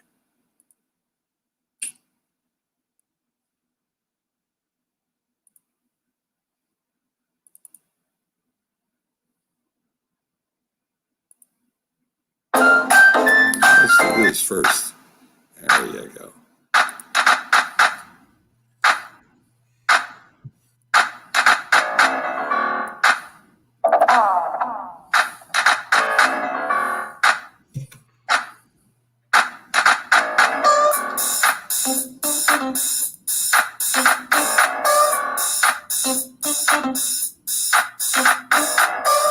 Good morning, everyone, and welcome back to the Mac and Jack Sports Show. Like I told you, folks, we're coming back real quick.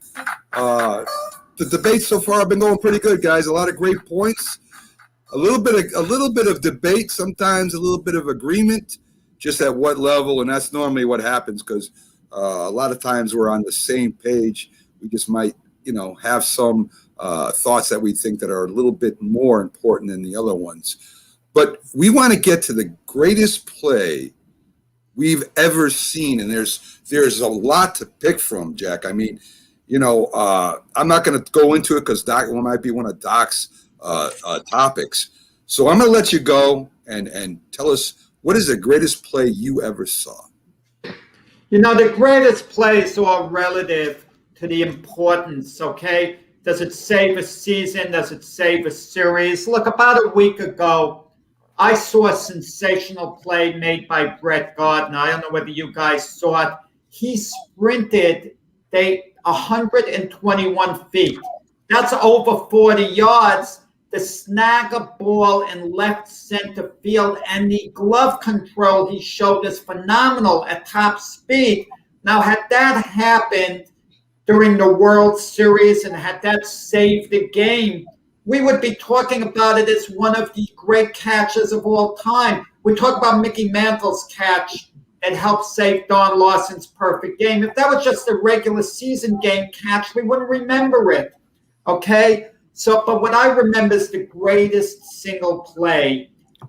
And when I judge a greatest single play, luck isn't an element involved. A lucky bounce isn't an element involved. A fluke play isn't an element involved. It has to be great athletic skill, great anticipation, and nothing beats Larry Bird's steal of Isaiah Thomas's pass in Game 5 in the 1987 NBA Eastern Conference Finals. The Celtics were the defending NBA champions. They won the first two at Boston. The Pistons came back, won the next two at Detroit. Then it was Game 5 at the Boston Gardens. And Boston knew if they lost that game, they were going to lose Game 6 at Detroit. It was a must-win game. The ball goes off Larry Bird, I think it was, with 5 seconds left. Okay? And the Pistons have the ball. The Pistons about to close out the Celtics. Isaiah Thomas is kind of in a rush, taking it out of bounds. And Larry Bird is guarding Adrian Dantley. But they call him Larry Legend for a reason. He notices Isaiah Thomas looking towards Bill Laimbeer, like a cornerback reading a quarterback. The moment Isaiah Thomas went into motion to quickly get the ball in bounds, Larry Bird cuts immediately to the ball. Isaiah Thomas later said Larry Bird was like a streak of lightning coming across. Larry Bird, at top speed, steals the ball. But while he's at top speed, he's headed out of bounds under the basket because it's happening so quick. He spins around in one motion and throws a perfect pass to Dennis Johnson, who's cutting towards the basket. Johnson lays it in. Now there's 1 second left. The Boston Garden is in absolute shock that their Celtics were about to lose up a point with 1 second left, and that was the game. All you have to look at Bill Walton's face. He was on the Celtic team. He was on the bench. He had the goofiest smile on his face, like he couldn't believe what he just saw.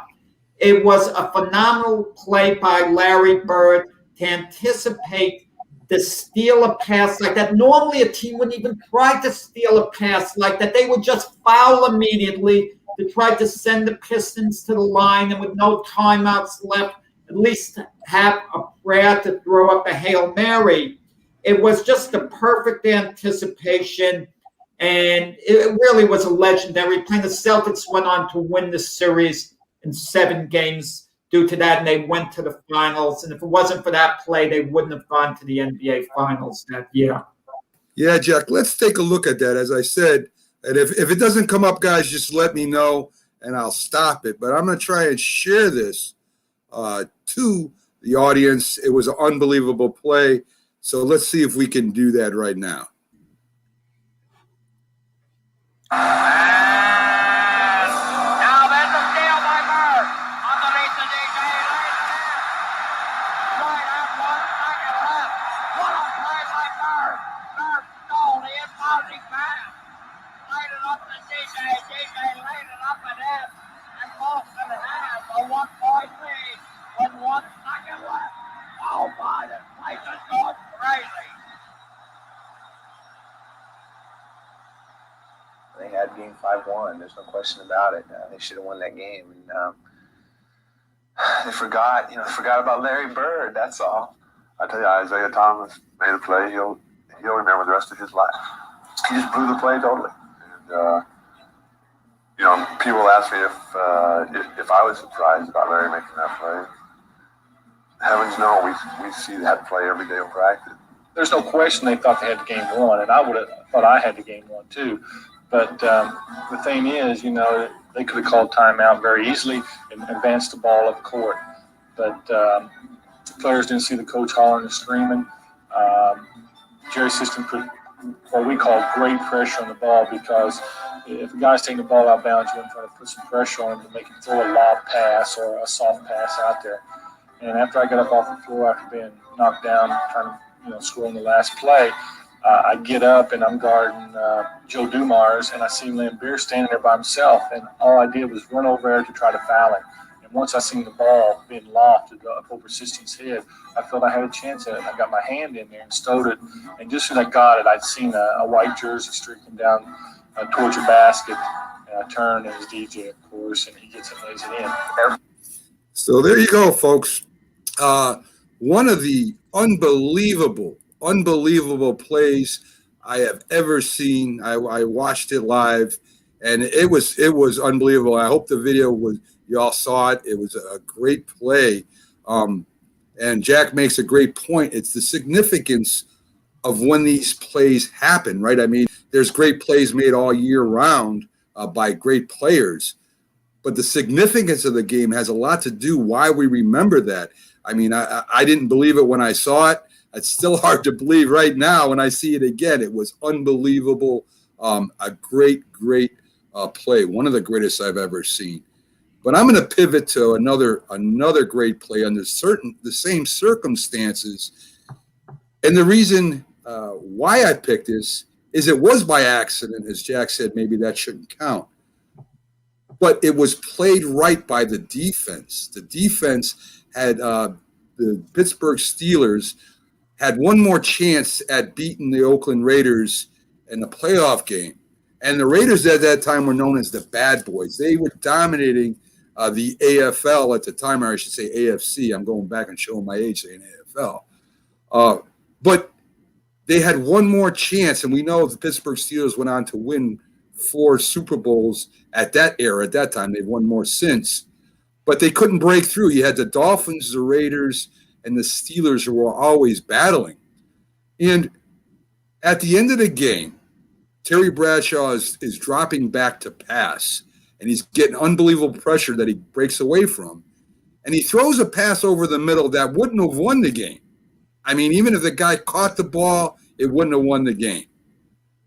The defensive back for the Raiders, I think, was Tatum, if I'm correct, hits him so hard, which they could do back then, it knocks the ball up into the air, and it should be game over.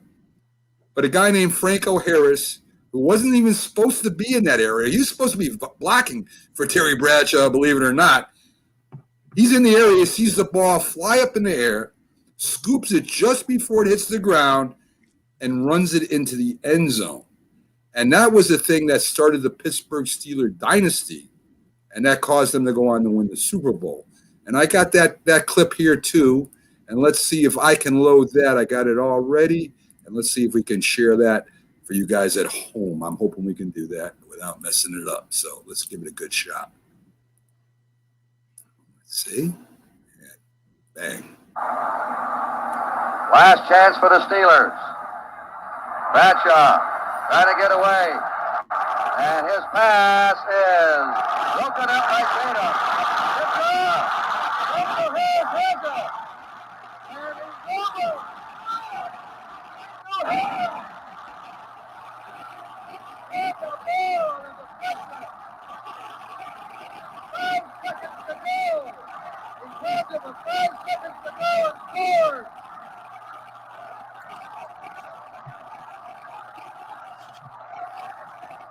Let's watch this again. In the one-offs on this one.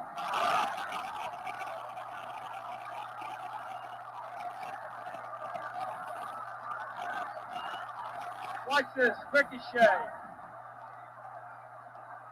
Ricochet out there off of Jack Tatum and into the man of the year, Franco Harris's hands.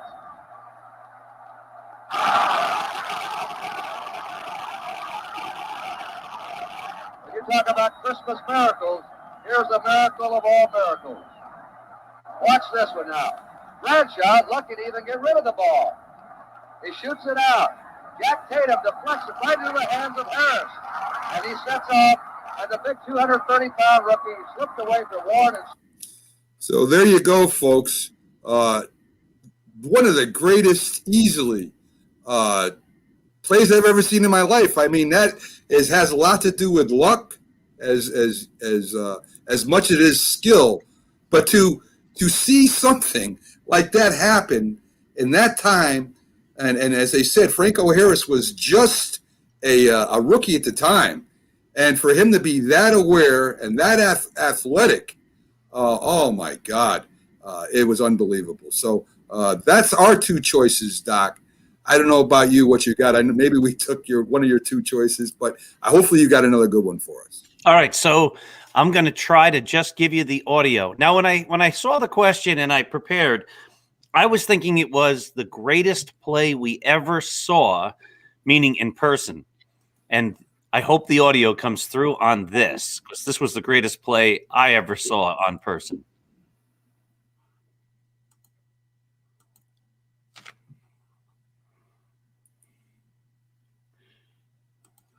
Now, I don't know if that came through, and it was the clip that I wanted was the John Sterling one. But Bernie Williams, Game 1, American League Championship Series, October 1996, a walk-off home run in the 11th inning. So that was the greatest play I ever saw live. I don't think anybody can question either of the two plays you guys mentioned, especially the immaculate reception with Franco Harris. That's just amazing. You'd call an audible, Doc, because I don't know why Max said, personally, in person, because I wasn't at the Boston Garden. No, he he didn't see Larry Bird's play. I read it that way. It was the greatest play I ever saw. So in my brain, that's what I was thinking. You know, you want to talk about a player when so here's the great thing about going last, right? I get to hear your things and then think more. And you were talking about Franco Harris just happening to be in a spot where he shouldn't have been, and he makes that great play. And that obviously makes me think about Jeter with the flip play in the 2001 playoffs when he flips the ball and they get Jeremy Giambi at home plate on the overthrow. So that was a great one. Again, the best play I ever saw in person, I guess, the one that I think the other idea is what that play does for us inside, right? It becomes a great play because of the feelings that it evokes within us. And so if that's the case, then, and I'll go back to football, the greatest play I ever saw was Riggins running on that 4th down and running for a touchdown, because that was just the absolute most euphoric I ever felt watching a football game. And probably I could watch a billion more football games. I'll never, and again, part of it's because you're a kid, but I'll probably watch a billion more football games and never have that kind of excitement again. Because when it just creates something in you that grows and grows and grows over the rest of your life, like, oh, remember when Riggins ran that ball in? So those were all great plays. No, that Riggins play, I remember, was in the Super Bowl. You're talking about that one. It's the Dolphins. Washington was winning 17-13. The Redskins had, I think, 3rd and inches or 4th and inches. I don't remember. And the Dolphins stuffed the line. They tried to stuff Riggins at the line, and you're not going to stuff Riggins at the line. And because they were so up close on the line, he was able to break it off a long run. Had they played it normally, Riggins wouldn't have taken off on the long run. At that point, when you're playing against the John Riggins at the peak of his powers, when you have 3rd and inches, 4th and inches, you're not going to stop him. You may as well just accept he's going to get the first down. If it's already 3rd and 2, 4th and 2, you got a chance, but not really with inches. Listen, we could talk about Ron Swoboda's catch in the 1969 World Series, the dive and catch. Mac's selection, to me, the immaculate reception, I would put it under the classification of the most exciting play maybe in history because it was a little too flukish. Let's compare the immaculate reception to the helmet catch by David Tyree. I think the helmet catch was a skill catch by Tyree. He grabbed it. He held it up against him. I don't think it was a fluke catch. And Eli Manning, they had a hold of his jersey and he broke free. And that time of the game that happened in the Super Bowl, with the Super Bowl on the line at the end, I thought that was actually a greater play. The immaculate reception, because the way the ball took a weird bounce, and Franco Harris picks it off his shoelaces practically out of nowhere and runs for a touchdown. That was like orchestrated. If you want to orchestrate something for entertainment, you would orchestrate the immaculate reception because it was so entertaining, bizarre, and exciting. And if that's what you consider great, yeah, that's fine. I'm not going to object to you calling that the greatest play of all time. They have a statue in Pittsburgh over the immaculate reception. And by the way, Miami the next game. Before you say that and push on, look, Jack, there's two things. I agree that helmet catch was one of the greatest plays I ever saw, but it didn't win the game, right? They still had to score on the next play. And if you think that skill has anything to do with catching on his helmet, you are so wrong. That is not practice. That was pure luck that he pulled onto the ball, when he fell down, and especially with that ball being floated up like that and catching it with one hand against the helmet is not anything to do with skill. That is not practice. I guarantee you that. The only reason why I picked immaculate reception was because not only did Franco Harris scoop it off the ground, which requires skill, he ran down the field warding off tacklers. I mean, it was a tackler that could have brought him down, but didn't, and he actually won the game on the last play of the game. I agree that Larry Bird's play is up there with the immaculate reception because, based off Isaiah Thomas doing a little bit of a lofty throw and Bird going for it, which he might have missed. I mean, he could have went out of bounds. That took a lot of skill to stay in. To make a pass like that, for Dennis Johnson to be going to the hoop, took a lot of skill. I mean, they work on that stuff. So I agree with that. I mean, I think that's one of the best ever. But to say because there was skill involved in the helmet catch, that's totally wrong. You also could have put the catch made by, about a number 13 that went on to play with the Cleveland Browns on a Monday Night Football game with two fingers falling back while he was interfered with.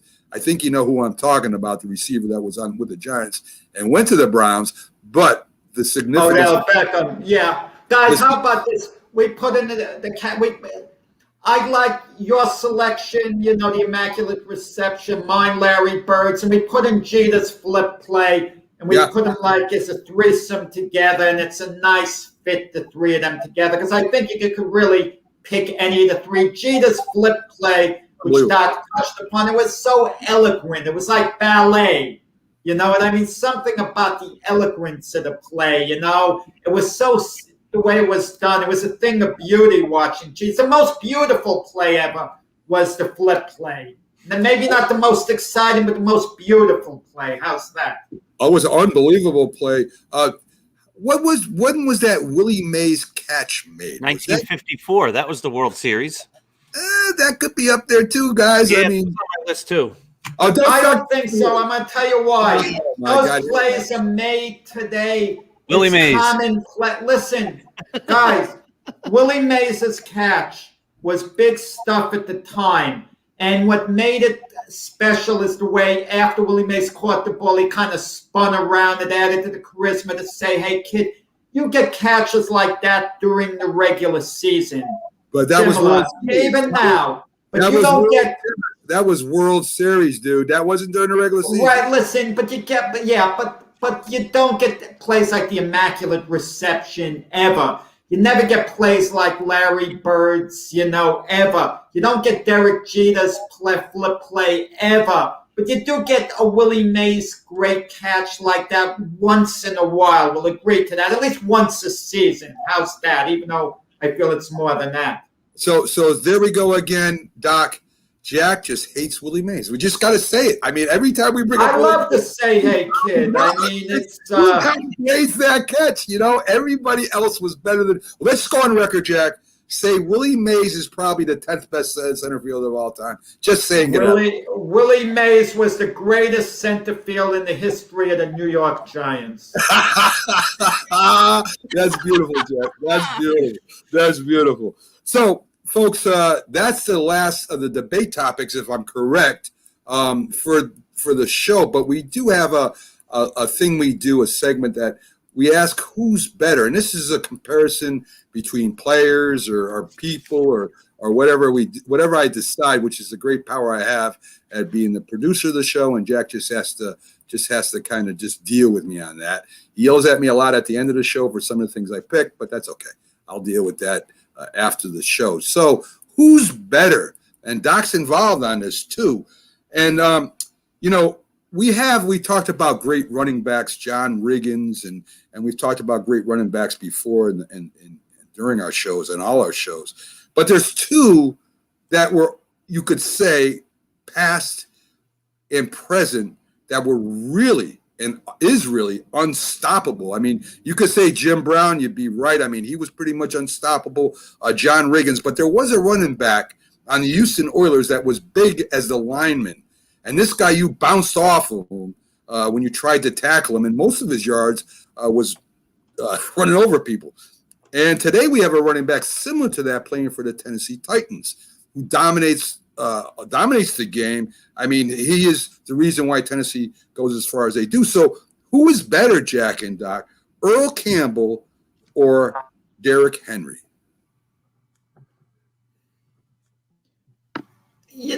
Wow. I mean, how do you select? Because Derrick Henry is the Tennessee Titans. There's a theory that you never judge a player or shouldn't judge him fully and evaluate him until his career is over. And Derrick Henry's still playing. Earl Campbell isn't. So Derrick Henry's fresh in our minds. I'll change every minute on that one. Every minute. Okay? Am I going to cop out? If I had to tell you something this second, okay, I'm going to go with Earl Campbell by a hair. But Derrick Henry, for all I know, is going to get off to a great start next season. And then I would put him ahead of Earl Campbell. So it's, it's what side of the bed you've woken up on type of selection. So if I had to give it to one or the other, and you're not allowing me to cop out, and I want to cop out, I'll give it to Earl Campbell. Doc? I'll go Earl Campbell as well, but again, that's close. It's supposed to be close, guys. It's not supposed to be an easy one. So you both go with Earl Campbell. I would pick him too, watching both runners. Earl Campbell was just, I've only seen one person bring him down one-on-one, and that was a collision that I would not want to be part of. Snowflake Pillow asks opinions on Herschel Walker. Let me give you mine first before I turn it over to Jack and maybe Doc. Herschel Walker, to me, is the greatest college football player of all time because as a rookie, he was dominating in the Heisman Trophy winner. He ended up going to the USFL and playing for the Generals. That was to his detriment, I feel. I think if he went to the NFL, he would have been unbelievable. He got the biggest payoff being traded from to Dallas to the Minnesota Vikings. He was that good. Let me tell you something. Herschel Walker today can jump down and do 1,000 push-ups. This guy is incredible. He was speed, power, and to me, there's a lot of great college players in history, and I put Earl Campbell on top of them all. What do you think, Jack? You know what kind of made me laugh a little bit? When Herschel Walker came out of college and he signed with the USFL, his coach, Vince Dooley, was upset because he came out early and said, I feel sorry for him not getting his college education. How do you feel sorry for a young man getting millions of dollars at that time coming out of college? Go back to night school. You can still get your education, okay? So that was the mentality, of the time. When Herschel Walker went to the USFL, the owner who signed him was actually the owner of the New Jersey Generals, was Donald Trump, the Donald Trump. But Herschel Walker's legacy is always going to be as good a running back as he is, tied to that trade to the Minnesota Vikings. And when the Vikings gave the Cowboys a big haul of draft picks, which the Cowboys used very smartly to build, their Super Bowl winning teams, winning three out of 4 years to go on that Super Bowl run. So I think that's always the legacy of Herschel Walker. Great college player, excellent pro player, but I don't think I wouldn't classify him as one of the greatest running backs, of all time in the NFL, or even close, but he was very good. And that's why he got the haul of draft picks from the Vikings, because of how good he was with the Cowboys. But he didn't really take it to the other level when he went to the Vikings. I agree. Nothing to add. There you go. All right. So that's our opinions on Herschel Walker. I think he even fought in MMA and won. The dude is a monster. Oh, man. All the way he works out. Yeah, he's a physical fitness buff. He's one student in the PE classes who, was a great student, I'm sure, there. He took it to lifetime pursuit. Unbelievable. Okay, who's better, Casey Stengel or Joe Torre?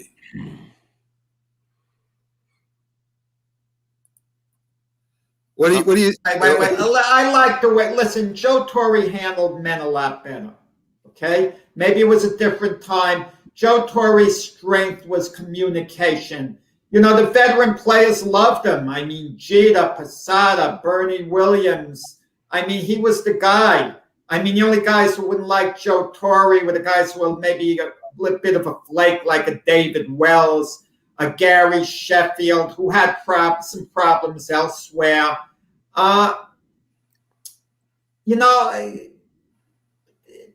Listen, they didn't have success when they didn't have the players.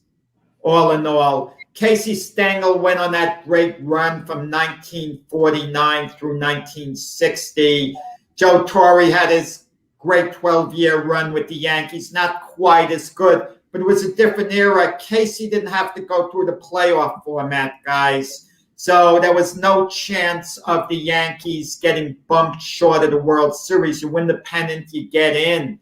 And ironically, the 2 years they didn't get in under Stengel. What year did Stengel take over the Yankees? I think of him from 1949. His first year they went, right? So when he didn't get in 1954, they won more games than all the other pennant years, 103. But they ran into an Indian team that won 111. And then the Yankees had an aberration of the year 1959, which I'd like to talk about sometime, what happened to that. I'd like to be educated on that season, how such a great team could have such a poor year. To answer your question, well, let me answer quick. If I had to say one or the other, who I'd want to play for, I'd rather play for Joe Torre than Casey Stengel. What do you think, Doc? I think sometimes the more you get away from somebody, the bigger their legend grows.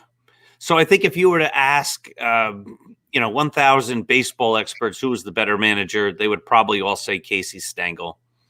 I don't know if that's true. I think their careers are so similar because they both never really won before they came to the Yankees, and then they went on an unprecedented series of winning. They both left, and then almost or immediately after, the next manager took the team to a World Series championship.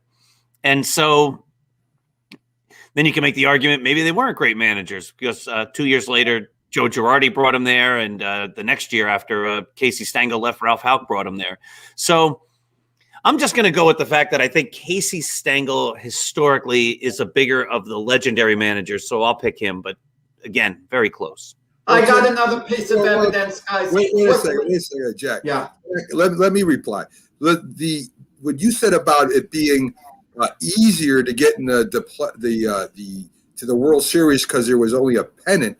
You also got to realize that there are a lot more players today and a lot more teams, which waters down the pool of professionals. Back then, if you didn't have, you had a little bit of less players in the league, less teams, and the pool was, if you made it, you had to be the best of the best to get on those teams and the best of the best to win that pennant. So that's just to counter it's easier to get to the World Series back then than it is now. And you had to be in first place.